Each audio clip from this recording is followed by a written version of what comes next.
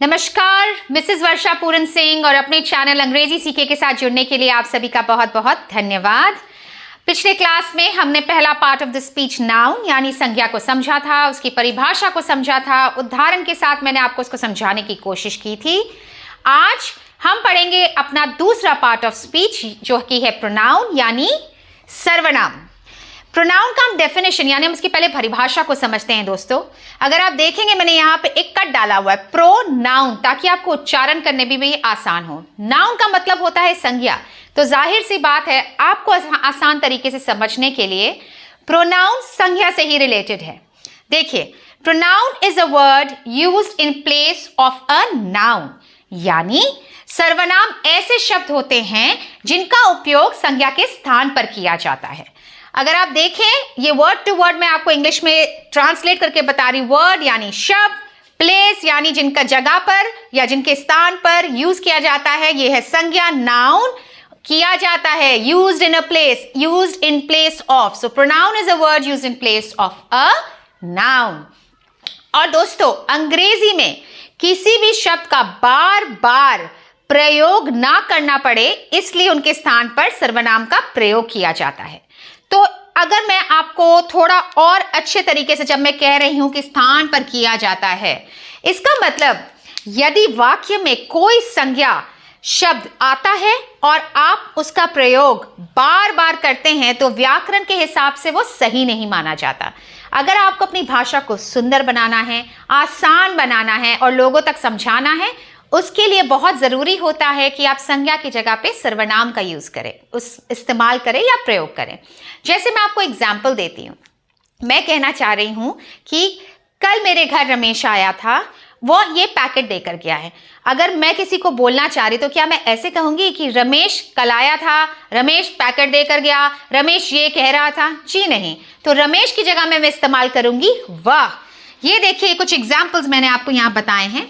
सर्वनाम बहुत सारे होते हैं, उनका एग्जाम्पल समझते हैं। आई यानी मैं, माय यानी मेरा, वी यानी हम, अस यानी हमें, हिम या हर लड़का या लड़की के लिए उसे, ही या शी फिर से लड़का या लड़की वह, यू यानी तुम, दे यानी वे। अब हम इनको जरा थोड़े और एग्जाम्पल्स के साथ समझते हैं दोस्तों, ताकि आपको भी क्लैरिटी मिले कि सर्वनाम क्या होता है। आइए एग्जाम्पल्स के साथ समझते हैं। तो दोस्तों, मैंने आपके लिए 3 एग्जाम्पल्स उदाहरण यहाँ बोर्ड पे लिखे हैं। आइए कोशिश करते हैं समझने की कि क्यों हमें यहाँ पे सर्वनाम यूज करना चाहिए, ताकि भाषा को हम सुंदर बना सके, जैसे मैंने आपको कहा था। मैंने यहाँ लिखा है Ramesh is a good, good यानी अच्छा, बॉय यानी लड़का। रमेश एक अच्छा लड़का है। मैंने यहाँ ब्लैंक छोड़ा है। अगर मैं फिर से लिखूं रमेश इज वेरी काइंड, तो बड़ा अजीब सा लगता है सुनने में कि मैं बार बार रमेश क्यों बोल रही हूं। तो इसीलिए इस नाउन की जगह, रमेश जो कि नाउन है, उस जगह पे हम यूज करेंगे ही। लड़के की जगह हम यूज करते हैं he is very kind. Ramesh is a good boy, he is very kind. ये ही जो है वो हमारा सर्वनाम यानी प्रोनाउन है। Next example. By the way, kind का मतलब होता है दयालु।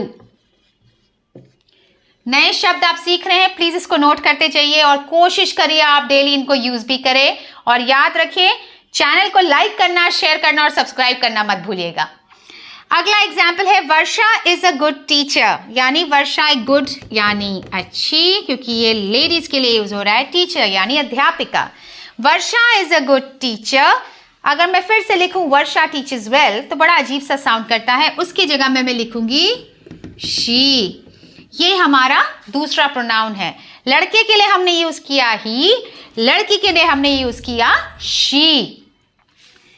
तो ये हमारा दूसरा सर्वनाम हो गया। शी टीचर्स वेल यानी वो अच्छा पढ़ाती है। टीचर्स यानी पढ़ाना। तीसरा example, the dog is barking यानी कुत्ता भौंक रहा है। अब जानवर के लिए या किसी भी ऐसी वस्तु के लिए जो कि एग्जिस्टेंट ना हो, इट यूज करते हैं हम। यहां हम लिखेंगे IT। इट इज हंग्री, वो भूखा है। इट यानी वह भूखा है। ये 3 हमारे एग्जाम्पल्स है दोस्तों, जो मैंने आपको सर्वनाम के लिए समझाया है।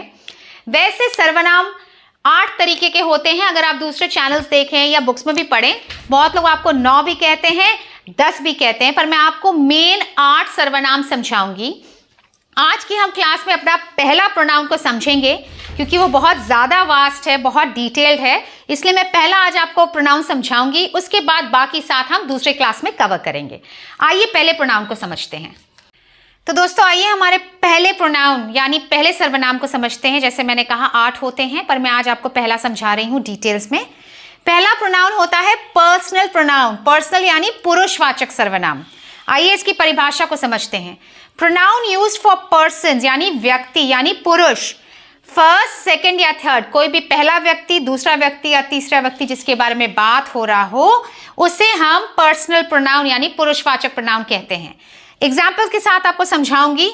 फर्स्ट जब मैं आपको कह रही हूं यानी पहला, बोलने वाला व्यक्ति, जैसे कि मैं आपसे बात कर रही हूं, मैं यानी आई या मी, सो आई और मी हो गए हमारे पर्सनल प्रोनाउंस। दूसरा व्यक्ति यहां पे कौन है जब हम दोनों बात कर रहे हैं? आप, सुनने वाला व्यक्ति। यू यानी आप, सुनने वाला दूसरा व्यक्ति। थर्ड, तीसरा यानी किसी और के बारे में या तीनों लोगों के बारे में जब हम बात कर रहे हो, जैसे कि मैं आपसे कहती हूं कि आप जिनको भी जानते हैं सबको ये कहिए कि हमारे चैनल को लाइक करें, शेयर करें, सब्सक्राइब करें, तो उन सब के बारे में जब मैं बात कर रही हूं तो वो तीसरे व्यक्ति हो जाते हैं। या हम सब के बारे में बात कर रही हूं तो वो तीसरे व्यक्ति को भी इंक्लूड करता है, तब वो हो जाता है दे, ही, शी, यानी उसके बारे में या उन सब के बारे में, या अगर मैं हमारे बारे में भी कहती हूं तो वो होता है अस, सारों को मिलाकर। ठीक है, तो ये हमारा पुरुषवाचक सर्वनाम होता है। हम पुरुषवाचक सर्वनाम को अलग अलग तरीके से यूज करते हैं, जैसे कि आदमी के लिए अगर यूज कर रहे हैं तो वो होगा ही, और अगर हम किसी औरत के लिए यूज कर रहे हैं तो वो होगा शी। मैं आपके लिए हमारे कमेंट सेक्शन में एक वर्कशीट पोस्ट कर रही हूं दोस्तों, जिसमें लिखा हुआ है कि कैसे अगर आप एक आदमी के लिए कौन से सर्वनाम यूज करेंगे, पर्सनल सर्वनाम कौन से यूज करेंगे, एक औरत के लिए कौन से यूज करेंगे, एक व्यक्ति के लिए कौन से यूज करेंगे, बहुत सारे व्यक्तियों के लिए कौन से यूज करेंगे, पहले व्यक्ति के लिए, दूसरे या तीसरे व्यक्ति के लिए क्या यूज करेंगे। उस वर्कशीट को रेफर कीजिए, वो सारे सर्वनाम हैं, और मैं आपको कुछ एग्जाम्पल्स भी दे रही हूं, उनको प्रैक्टिस कीजिए ताकि आप इनको बहुत अच्छे से समझ सकें, और अपने कमेंट सेक्शन में अपने रिस्पॉन्सेस पोस्ट कीजिए। अगर आपको कोई डाउट्स, कोई सवाल है या ऐसा कुछ जो आपको समझ नहीं आ रहा दोस्तों, तो प्लीज़ कमेंट सेक्शन में वो पोस्ट कीजिए। ये मेरे लिए बहुत ज़रूरी है ताकि मैं आपको अच्छे तरीके से समझा सकूं। आज हमने पहले सर्वनाम को समझा है, सर्वनाम की परिभाषा को समझा है। अगले क्लास में मैं बाकी के सर्वनाम भी आपको सिखाऊंगी। इनको प्रैक्टिस करते रहिए, और बहुत सबसे ज़रूरी बात, हमेशा खुश रहिए, मुस्कुराते रहिए, क्योंकि अगर आप खुश रहेंगे तो दूसरों को भी खुश रखेंगे।